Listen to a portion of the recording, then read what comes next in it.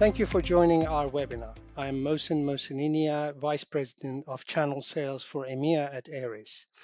Today, I'm joined by my colleague, Paul Healy, our Vice President of Security Sales for EMEA. We are going to continue with a conversation on the hot off the press Network and Information Security Directive, or better known as NIS2 in the EU, explore its impact on utilities and how such organizations can address these challenges. But before I do that, I'd like to spend a few seconds to tell you about what Aries is as a company. We are a IoT SaaS company based in California. We have been operating in the IoT space for more than 20 years. We are one of the world leaders when it comes to providing utility companies with cellular connectivity and enabling utility companies to connect their various devices over cellular networks with 12 million in utilities in Europe. We are one of the leaders in the European market when it comes to smart meter connectivity with 16% of market share. And globally, we have more than 70 million connections on our network and on our channel partners network. So I'm going to start by asking Paul a few questions regarding the NIS2 directives. Paul, we've been talking about the ongoing rollout of NIS2 across the EU and the potential impact on the utility sector. As an European IoT security go-to-market leader yourself, what have you heard in the market from your customers in terms of their preparedness so far, especially regarding IoT cyber resilience? Yeah, I think it's interesting when we talk with our energy customers, there's such a wide range in the level of cyber resilience they've implemented. Many, I would say, are still in the early stages of figuring out how to secure the entire networks that they operate, particularly when it comes to IoT devices, which can often be overlooked in terms of security. Interestingly, if you look at Forrester's 23 and 24 state of security survey, that revealed that corporate IoT assets are now the number one attack vector for breaches. And that's even ahead of traditional targets like employee, corporate-owned computers, mobile devices, and so on. So it highlights how critical IoT security has become. And then I think, on top of that, if you look at IDC's research into utilities organizations, where they found significant challenges when it comes to operational technology or OT security, and one of the biggest roadblocks for them is the skills gap. The reality is there just aren't enough security professionals available for organizations, and so right behind that is the complexity then in terms of applying modern security measures to legacy systems, and this is something almost every utility company is struggling with. So when we look at IoT devices in utilities, many of them were deployed years ago when cybersecurity threats were much less of an issue, especially outside of traditional IT devices like laptops and core network infrastructure. And for a lot of these companies, the shift to cloud has forced a rethink of their security architecture. But retrofitting a defense in depth approach to IoT devices has been a challenge for them. If you look at another IDC study, it highlighted, this is a challenge, showing that operations staff in utilities have the lowest maturity when it comes to managing cybersecurity technology compared to, the other tech domains under their control. So, unsurprisingly, their strongest areas, are industrial networking and application development, but cybersecurity is where, they lag the most.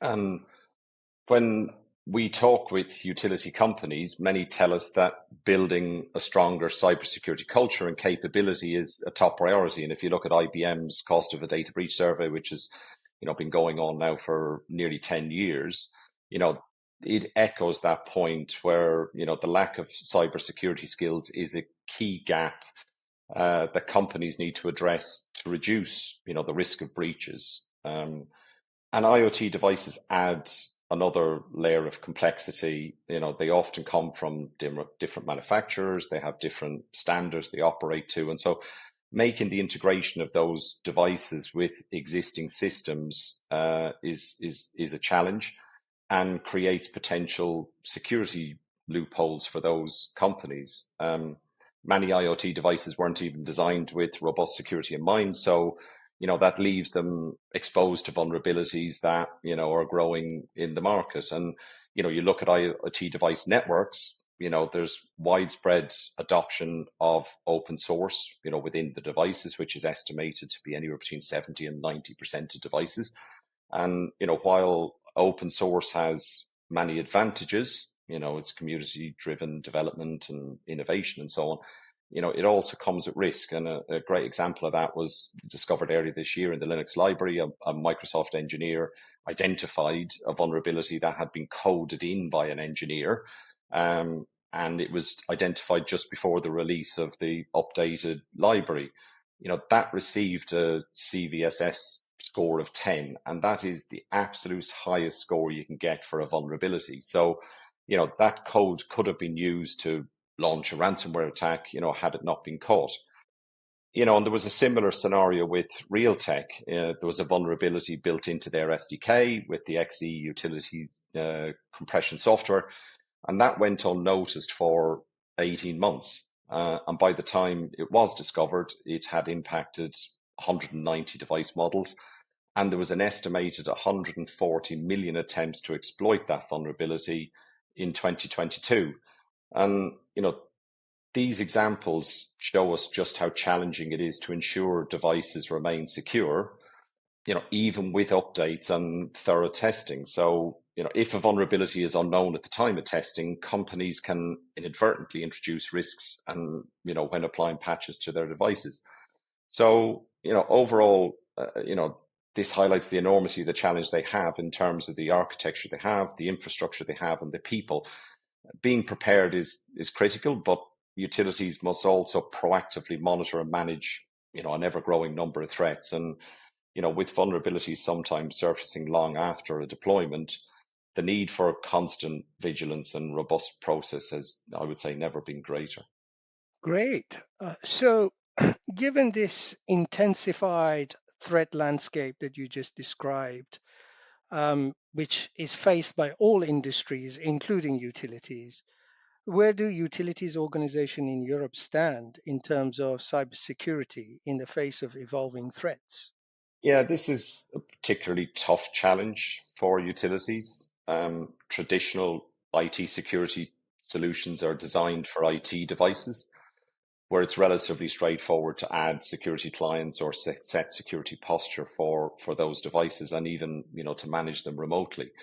But when it comes to IoT devices, and especially older legacy ones, the same approach just doesn't work for those companies. For many legacy devices, it's not possible to patch them or remotely manage them. So utilities are unique in the types of technology they use. Over the past 2 decades, digital transformation has been a critical focus for them. That helps them to adapt to changing market demands, improve efficiency, and so on. However, this has also introduced significant challenges. And one of the biggest issues they face is the extended life cycle of utility infrastructure. Many utilities are supporting equipment that's decades old. And, if you just take smart meters, their technical lifespan is over 10 years. And because utilities often adopt mature technologies, there typically is a 10-year lag between when a technology is launched and when it's deployed. So, a meter that's a 10-year-old today could be based on technology that's 20 years old. And to, put that in perspective, iPhone was launched in 2007, Chrome debuted in 2008. So, the cybersecurity threat landscape was completely different 10 to 20 years ago when a lot of these IoT devices were first designed and deployed. And, smart meters is just one example. At the end of 2022, there's nearly 1.2 billion of those deployed globally. And their adoption really only gained momentum probably in the late 2000s. And, if we look at Europe alone now over the next 10 years, they're expecting to deploy anywhere between 12 to 15 new smart meters each year. So, security, however, remains a massive challenge for them. It's the number one barrier to integrating IT and OT systems in utilities. And, that's been consistent since IDC started tracking that back in 2016. And, for many utility companies, these challenges are compounded by operational silos. IT teams, security teams, and cellular operations often operate in isolation. And, from our conversations with utilities, it's clear that cellular teams are often removed from IT and security decisions. So, this means many companies have only partial or even no visibility into the security posture of the cellular IoT devices connected to their networks. And while IT devices might have robust monitoring and threat management capability, IoT devices frequently lack the same level, of proactive protection. And then you add to that, the nature of these networks. IoT devices are distributed across vast areas, which creates a huge attack surface for those companies. And monitoring and securing every endpoint becomes, an almost impossible task. So utilities are a prime target for cyber attacks, especially, from nation state actors who are, more often looking to disrupt critical infrastructure. And we've already seen significant incidents in the US. The American water utility company in the end of October, I think it was, suffered a cyber attack that forced them to suspend, a lot of their systems, their billing systems, customer care systems. And so, that affected 14 million of their customers. And, there was a more alarming case about 2 years ago where a water treatment facility in Florida was attacked. An individual accessed the plant's control systems and attempted to dangerously increase the sodium hydroxide levels, which is a chemical used to control the acidity of the water. That could have affected, a huge number of people, but fortunately, plant operators spotted the change and reversed them. So, ultimately, utilities are tasked with a massive challenge, to deliver the highest levels of security control and the visibility needed to protect their IoT networks, all while ensuring, people can go about their daily lives, relying on these critical services without ever considering, the risks involved. So, whether it's powering hospitals or, keeping traffic systems moving, enable business to function, for utilities, the stakes at this point couldn't be higher. Wow, this is really interesting. Um, can you point to some unique threat utilities are facing these days that makes the protection of their digital infrastructure A, more challenging, and B, critical than ever before? Well, I think cellular connectivity is a significant challenge for utilities. By design, cellular networks are independent, meaning utilities often have limited to no control over them.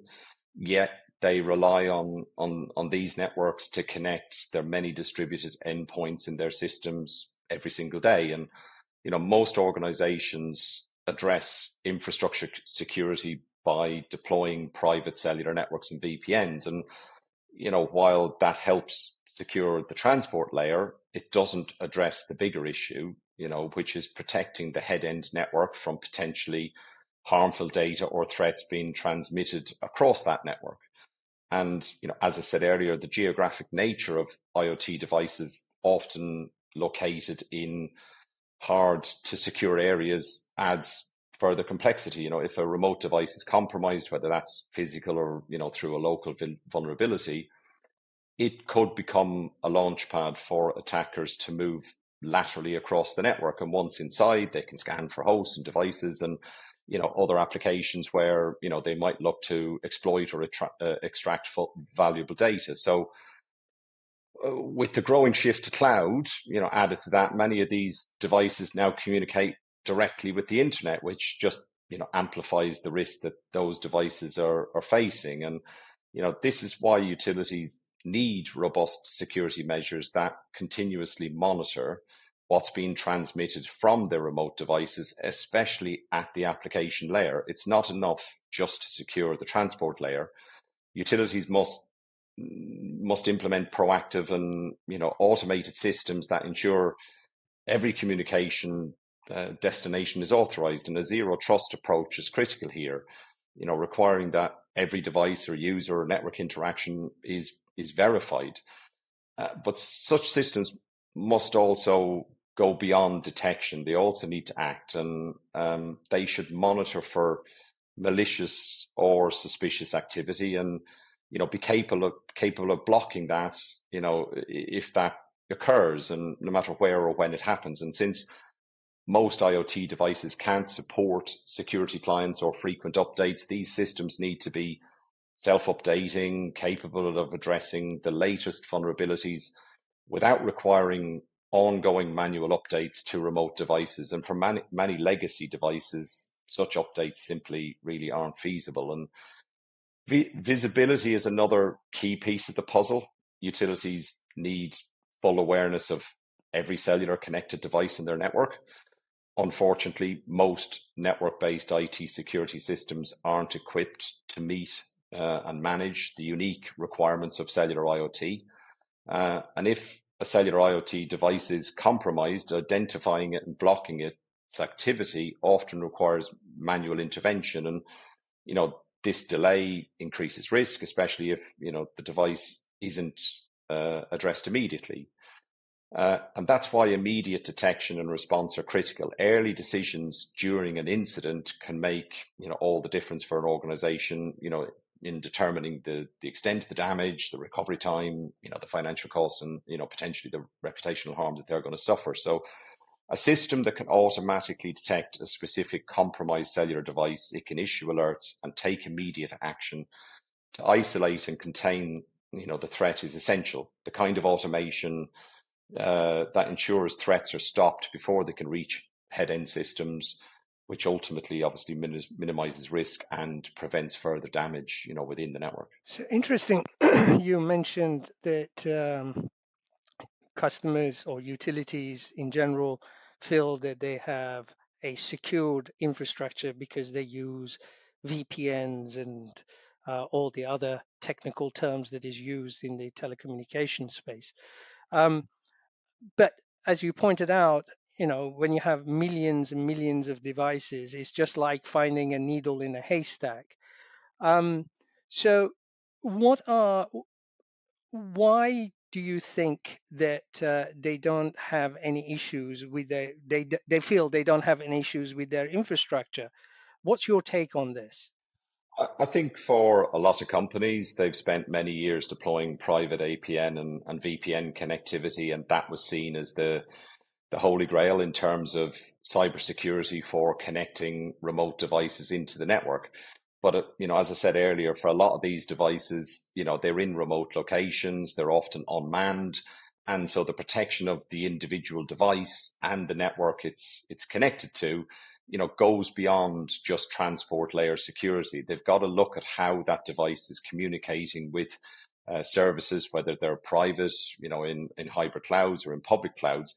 And the risk for those devices is even greater now. As I mentioned earlier, Forrester highlight that IoT devices, corporate IoT devices, are the number one attack vector that they're seeing, when it comes to cyber incidents within their network. So, going beyond just the individual device, or the secure network that you're providing to connect that device to a network, you've got to look at actually what's happening within the application layer, within the sessions that those devices are connecting into internal services, to identify whether there are malicious, suspicious, or even anomalous activities happening, with those devices. Thank you. Paul, as you mentioned, IDC's latest research also highlighted cybersecurity skill gap as one of the highest barriers to implementing operational technology security measures by utilities. They also pointed out that security concern is the number one barrier for them to gain the efficiencies that they're seeking through integrating their IT and OT systems.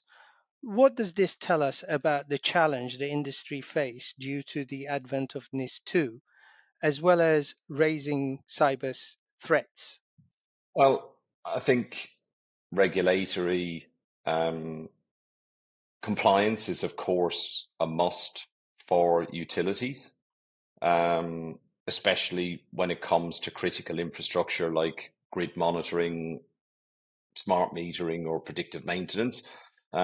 These technologies are essential, but they also bring challenges in terms of cybersecurity. And one of the top of mind right now, as you mentioned, you've got NIS2, which is the Network and Information Security Directive. This new European cybersecurity framework came into effect on the 17th of October this year in the European Union. It's a comprehensive directive designed to strengthen the resilience of essential services, which covers the likes of energy, water, and transportation. And what's new about NIS2 versus, say, NIS1 or other regulation that's been out there over the last couple of decades is its broader scope. It doesn't just cover essential service providers, which are companies with 250 employees or 50 million in turnover, but it also introduces a new category for important entities. This brings in much smaller organizations which have a turnover as low as 10 million, meaning there are many more companies now are required to comply with regulation, and particularly with NIS2. And when we look at NIS2 particularly, for the first time, that's going to place accountability squarely on the shoulders of the board and senior management of these companies, which ensures leadership isn't just aware of cybersecurity, but is actively involved in shaping and overseeing the strategy that the company is going to employ. So, for utilities, this means adopting advanced risk management practices to protect both IT, which they've been doing for many years, and OT systems. If a security breach does occur, utilities are now required to report that incident within 24 hours, which is a significant shift that emphasizes the rapid response required by these organizations in the event that an incident occurs. But NIS2 just doesn't stop at internal systems. Utilities rely heavily on third-party vendors for equipment and services like ours and smart meters and so on. The directive stresses the importance of the supply chain security, holding utilities accountable for ensuring their vendors also meet the stringent cybersecurity standards set down by NIS2. And this adds another layer of defense against vulnerabilities introduced through suppliers. And ultimately, why does all this matter? Well, failing to comply with NIS2 isn't just about fines, although the financial penalties can be substantial for a lot of these organizations. These percentages are based on their turnover, which can run into the billions. So the fines can run into the many millions. But for utilities, the stakes are even higher, because a cyber incident could disrupt the service that millions of people rely on daily. And the reputational damage from such an event can be just as costly as financial penalties. And ultimately, in my view, that's what NIS2 is here to address. It's about improving cybersecurity protections across industries to minimize, if not eliminate, the growing risk of cyber attacks. And for utilities, this isn't just about compliance. It's about safeguarding the critical national infrastructure that people and businesses depend on every day. Thank you, Paul. No doubt, adopting NIS2 and implementing NIS2, it will take significant amount of time, cost, and resources for utilities to comply with such stringent requirements. Are there any longer term benefits beyond just compliance and avoiding fines that you can point to? And you can tell us all about that the utility organization can leverage NIS2 to their advantage. Yeah, regulations like NIS2 are there to ensure the stability and performance of critical services. And for utilities, obviously, that's absolutely vital. It's designed to harmonize cybersecurity practices across the European Union, so that utility providers all work to a consistent set of standards and processes. And this creates a stronger, more secure ecosystem across the EU. For utility providers, being compliant with NIS2 isn't just about meeting those regulatory requirements. It's about adopting and implementing stronger cybersecurity frameworks that minimize the impact of cyber incidents and protect the broader supply chain. Compliance with NIS2 also sends a clear message out into the market. It demonstrates a commitment to higher security standards, and that's something regulators value and something that builds trust with customers. And when we think about it, as I said earlier, every day people depend on utilities for services that use real-time data to forecast demand, predict maintenance, and so on. But ultimately, it's to provide a better overall customer experience. And when customers trust services that are reliable and secure, it strengthens their confidence in the company and helps utilities retain loyalty in what we know is a very competitive and often deregulated market. So at its core, NIS2 isn't just about ticking compliance boxes. It's about ensuring that utilities can deliver the secure, dependable services that customers expect and regulators obviously demand. So it's a win-win in my view for everyone involved. Thank you, Paul. We're coming to the end of our talk. Are there any recommendations you would like to give to our audience? Well, I suppose NIS2 is here. It's here to stay. It's something all critical infrastructure providers need to get on top of, for utilities and their associated suppliers. This is especially important since the compliance threshold, in the energy sector is just over 10 million in turnover. So, it's a relatively low bar that brings many other organizations into scope. What was surprising though, when, we spoke to IDC recently, their research showed that only 17% of utility providers were either actively working towards compliance or believed they already were compliant. And, of that 17%, there was only 2% overall that believed they were compliant. So, there's a long way to go for, the other 98%. And, that's concerning because basic security controls won't cut it under NIS2. Articles 21 and 23 are very clear in the regulation about the need for robust measures like risk management, incident handling, and regular cybersecurity training. So NIS2 doesn't just encourage utilities to step up in terms of cybersecurity; it mandates it. Entities need to adopt a proactive approach with strong risk assessment and management strategies. So if you're in the utility space and haven't started on this, it's time to get familiar, I would say, with NIS2 and start preparing for it.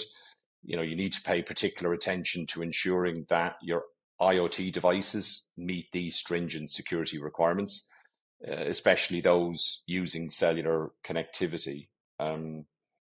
Adopting an integrated approach to cellular IoT security isn't just a compliance need, it's also a way for organizations to reduce the overhead and tackle the unique security challenges these devices present.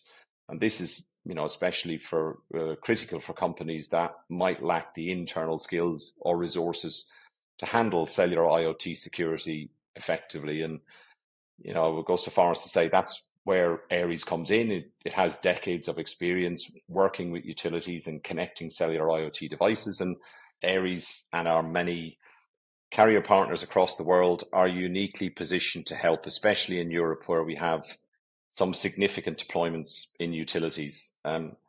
Their fully integrated cellular security solution, IoT Watchtower, makes compliance with NIS2 much simpler. And what's great is it doesn't require additional software to be deployed to devices or to set up new systems or portals to enforce security policies across those cellular IoT devices. Watchtower fundamentally is built right into the core cellular network.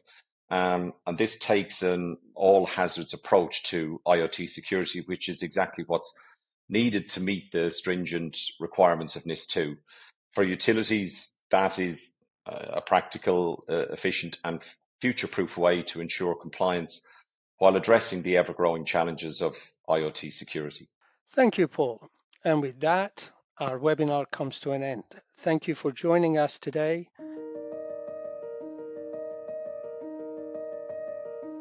Utilities are essential to our smart modern world, powering cities, homes, and businesses.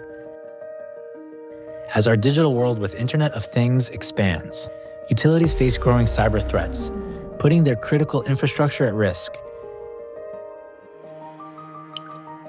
Introducing ARIS IoT Watchtower, the industry's first over-the-top cellular IoT security solution, is designed to protect critical infrastructure against cyber threats. ARIS IoT Watchtower delivers continuous real-time monitoring, full visibility, and protection for cellular IoT, ensuring your operations stay secure and align with the EU NIS2 directive and other cyber regulations.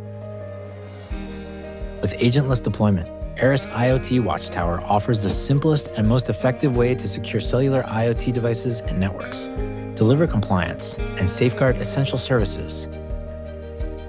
With visibility into every cellular IoT device, you can prove compliance and strengthen your cybersecurity posture across your digital utility infrastructure.